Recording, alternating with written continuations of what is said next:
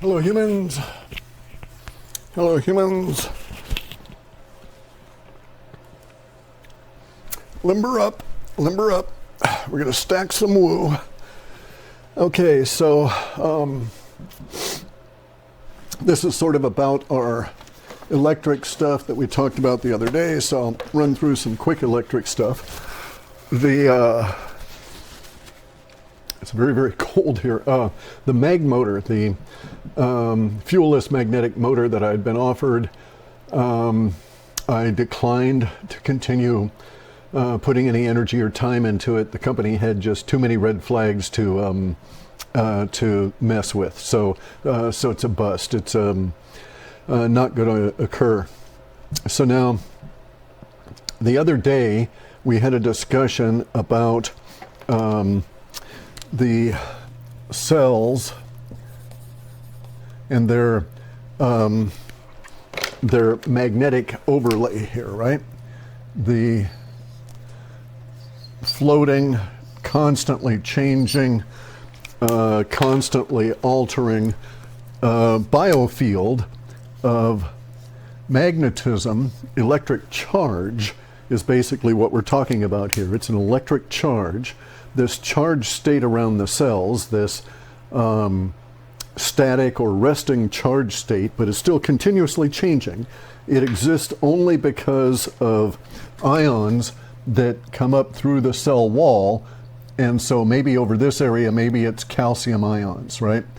And so the red stuff here is calcium ions, and maybe over here it's magnesium ions in the purple. And so it changes. The individual cells change their constant resting magnetic electric state by way of these ions being expressed through the cell walls.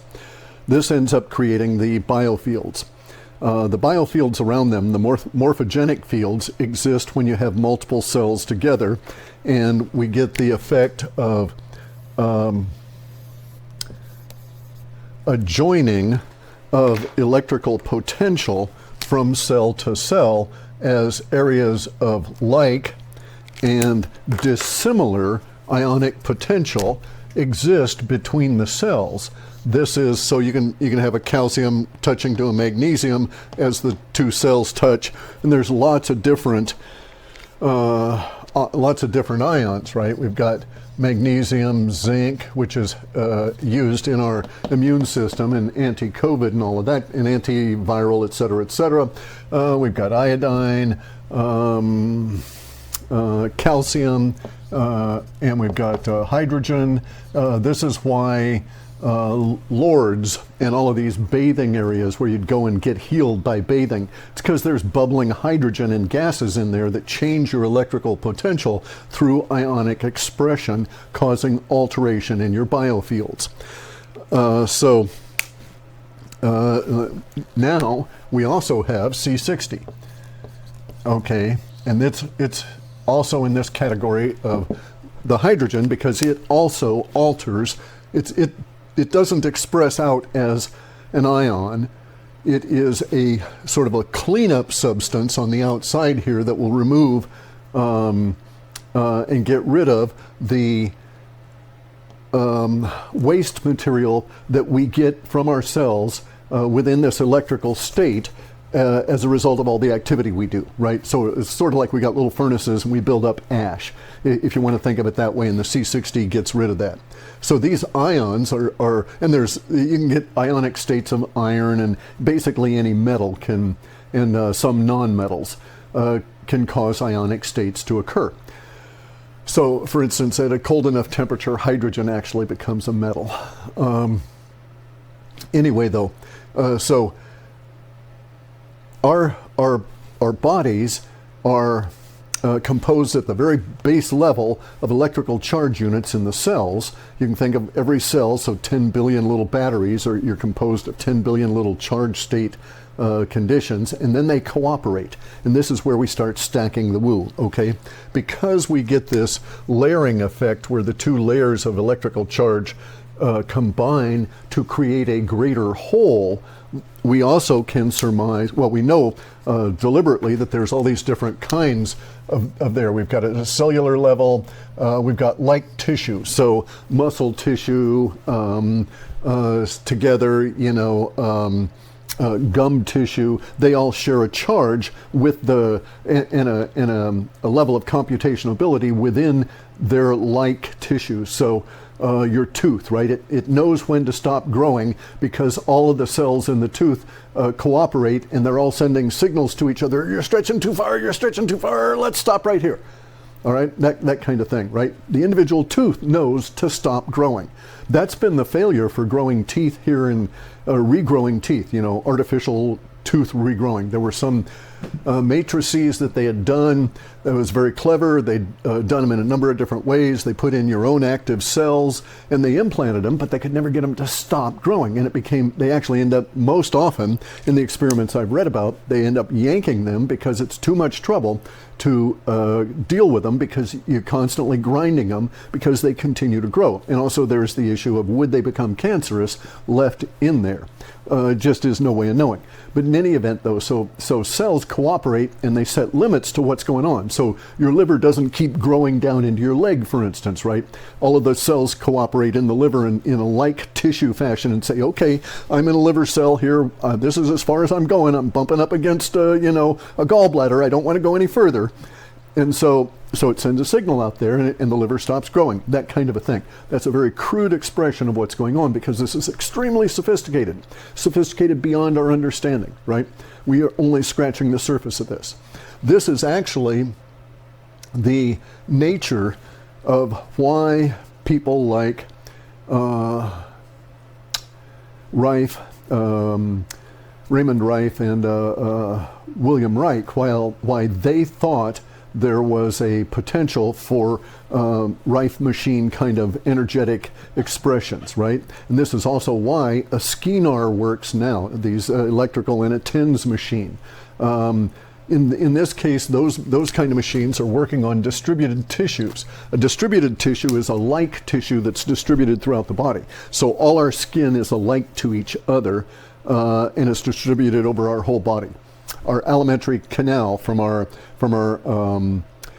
mouth all the way through is like tissue. It changes, but it is generally like in to itself more than it is to the other cells. So we have these distributed tissues, nerve tissues, and so on, right? And so the Reif machines were intended to create a change in the electrical charge in the body in order to fix you. And they came out with a frequency. They were sending out basically radio frequency pulses. The problem is, there's many problems with this idea. So Reif, it was a failure. Reif machines are not everywhere. They're not fixing everybody. There's some people that seem to get a placebo effect out of them, but would they get that placebo effect out of a special glass of water? We don't know.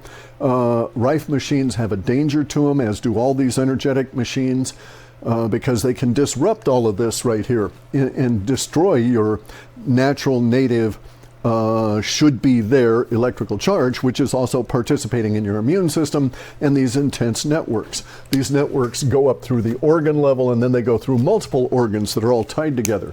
They go through your nerves and so on. So there's many different networks operating within your body. So the electrical signals that go through your nerves don't spill out into your other organs.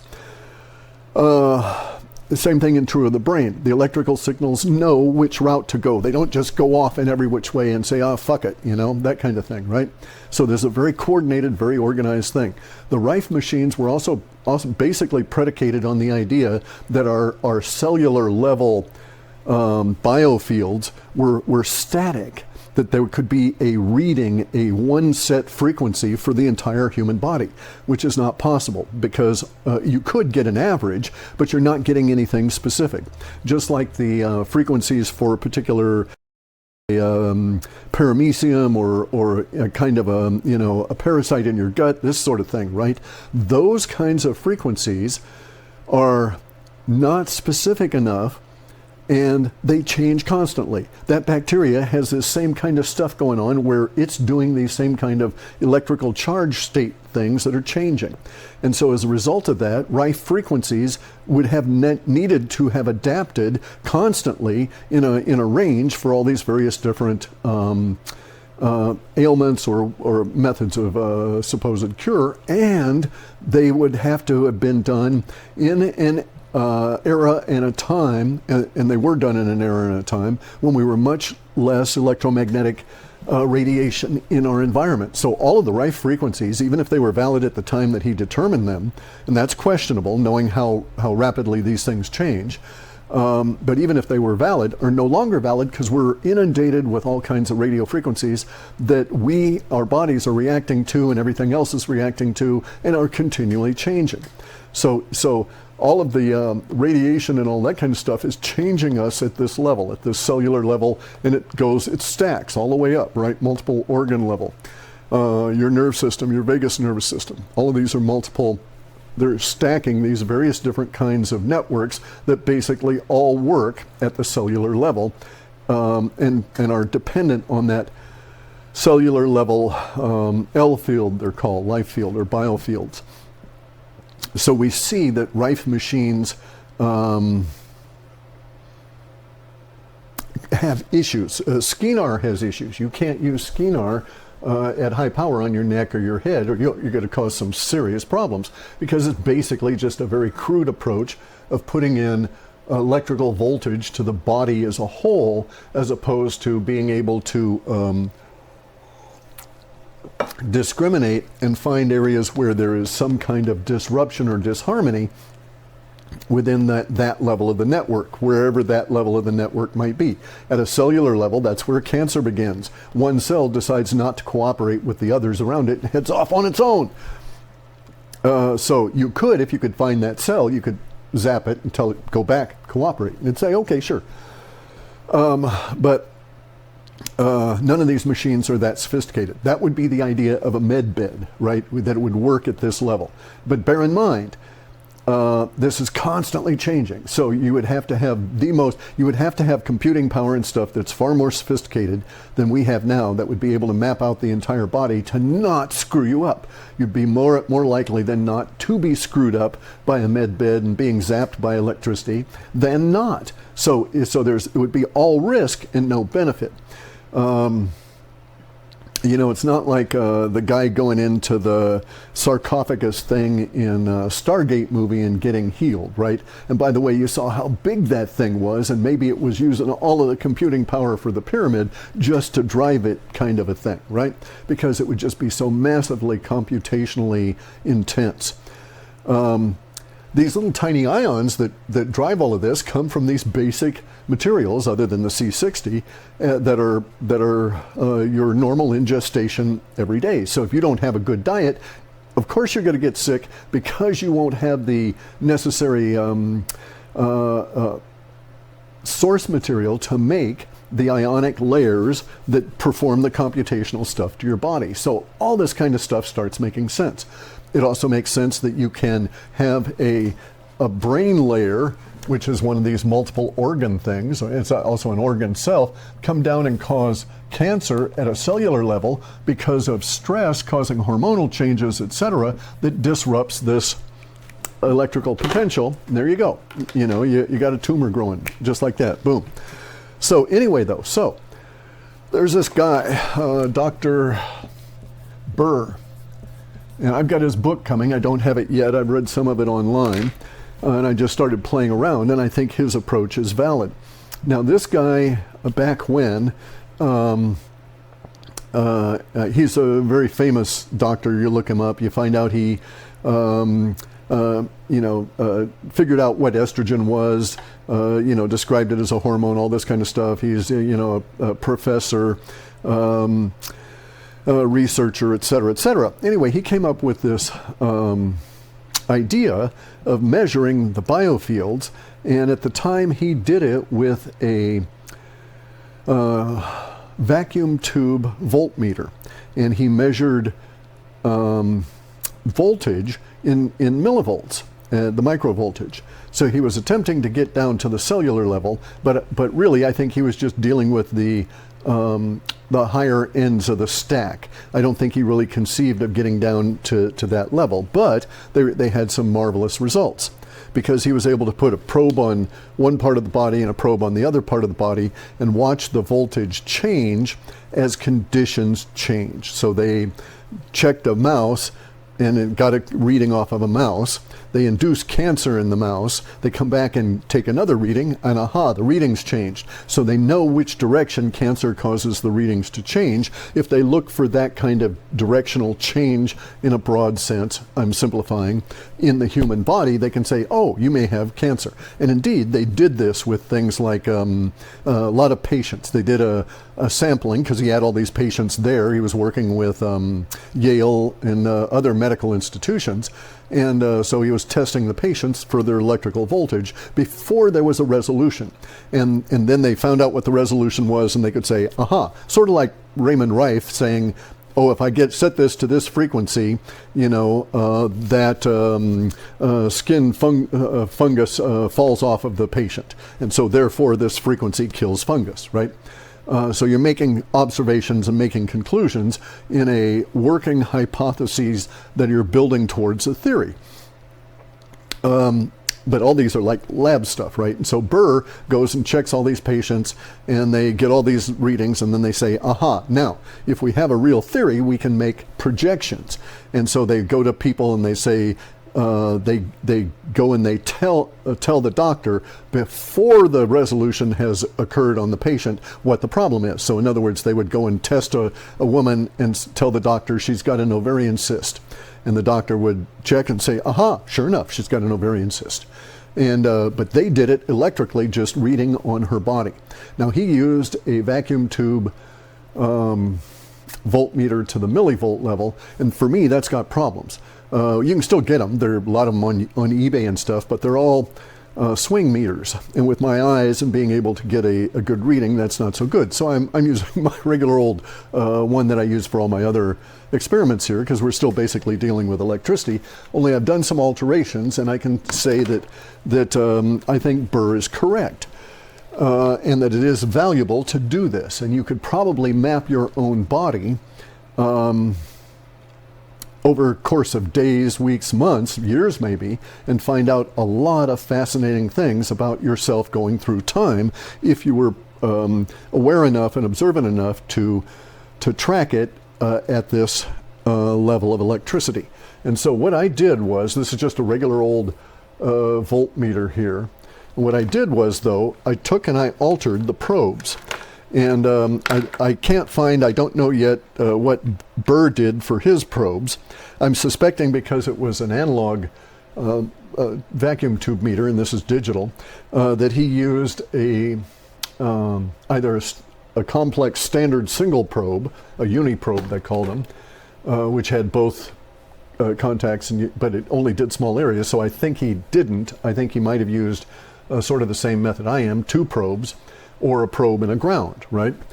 And attaching it at various different parts of the body. So I'm uncertain as to how he did it, but I do know just from my own experimentation over the last couple of days that there are some things that don't work well. And so you don't want to have the probe itself just coming and touching the skin. It works. You can get very fine readings out of it, but the the amount of variability is very high, and the area it covers is relatively small, of course, individually on each probe. And it makes a difference if you can cover a wider area. So you get a reading off of a hand that is much more appropriate if you can cover the wider area of the hand than if you were just poking the two probes on two different parts of the hand to read across the hand. So this was just my thinking on it. Sure enough, my experimentation worked out. What I did was to take this desoldering wick, right? This is a woven, very thin copper filament that you use to draw solder up off of things where you really fuck up your solder job and you cross connect on circuit boards and stuff, right? And so what I did was to use a little zip tie and put a length of that because it's just a soft copper braided material on one probe, and just zip tied it there. And it's good, it's solid. I can lay it across my hand. I can affix it to parts of my body with tape. It doesn't interfere with it. Tape, depending on the kind of tape, by the way, it will alter the millivolts, but it'll stabilize. And then on the other end, for convenience and to have a broader spread, I attach one of these gold contact phone plugs to the probe. And it makes contact inside with the center main extrusion, right? And so I get a broad reading out of this. I can get a very broad reading across a larger surface of the body. And you'll notice some amazing results by separating it widely on the body, putting it close to each other. So you can actually get readings on your millivolts off of just your hand that's relatively localized. And then if you spread it out, you see that, oh, look at the difference between the hand and the whole arm. And you're not reading impedance per se. It's not really that. It's not resistance or those sorts of things. You have to experiment with it. I'm going to get his book delivered in the next few days, hopefully. And we'll see what Burr had to say about this in detail. It's quite fascinating. It really is worth pursuing. As a diagnostic tool, though, right? I'm not thinking that this is, because there's no way that I know of to effectively do this kind of level of alteration safely, right? That would be the issue, is the safe part. You wouldn't want to screw up any of your mineral balances because you're going to mess with your basic body electricity, which is not good.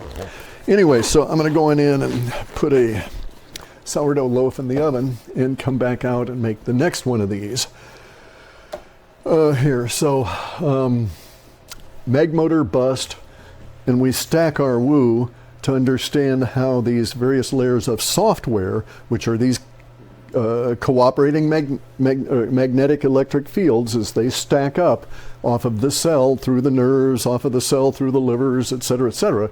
We understand that our bodies are giant computational machines telling our teeth not to grow too big, and you don't want a nose hair that falls down to your, grows down to your toes, that sort of thing, right? It all has to have limits, and that's how they set the limits, that's how it's coordinated. So we have all these software layers in our body that we don't want to be screwing with, but zapping ourselves with big amounts of electricity, or even thinking about getting in any kind of a bed with Simon Parkes on any level at all. Anyway, guys, yes, I know I'm a mean bastard. There's no question about it. I'll do another one of these in a few minutes.